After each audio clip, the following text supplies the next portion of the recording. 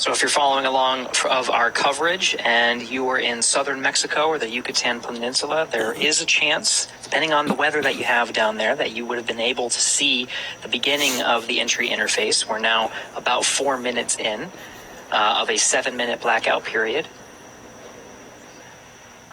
So if you're tuning in from Central Florida, head outside right now, look up, because this looks like our first live view from the WB-57. That's right. This is a high altitude aircraft that has thermal imaging, so we're able to get some of those views of the Dragon vehicle in the middle of its entry interface. Again, we're about 4 minutes in. We have a tally-ho on the vehicle from the WB-57. And actually maybe about 5 minutes in at this point. So maybe a little bit more than 2 minutes. Again, there's some variation in the predicted 7-minute time period. It's not exact. We might hear a little early, a little later. So as we were saying, if you're in Central Florida, head outside right now. You should be able to see this glowing streak cross over as we are targeting. There's that streak I was just mentioning. That's a live view, not thermal.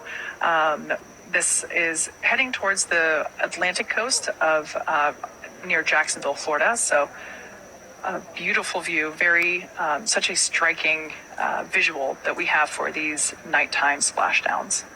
Recovery teams are in position off the coast of Jacksonville, Florida. And we are still targeting our expected splashdown time of 9:17 p.m. Pacific, 12:17 a.m. Eastern. We only have about a minute and some change of this blackout period anticipated. And again, there's some variation on when we can hear from the crew. So what you're seeing on this... Dragon, SpaceX, comm check. So at this point, we're going to hear SpaceX Core begin to hail. As Gary said, this blackout period is estimated. So we're now beginning to reach out to the crew to see if we've regained that communications capability. Dragon, SpaceX, comm check. What you're seeing on your screen now is a live view of the thermal cam on the WB-57. And we hear Crew 6 from inside the cabin on the back end of the blackout. Copy, Dragon. We see a healthy flight computer. Expect automated chute deployment.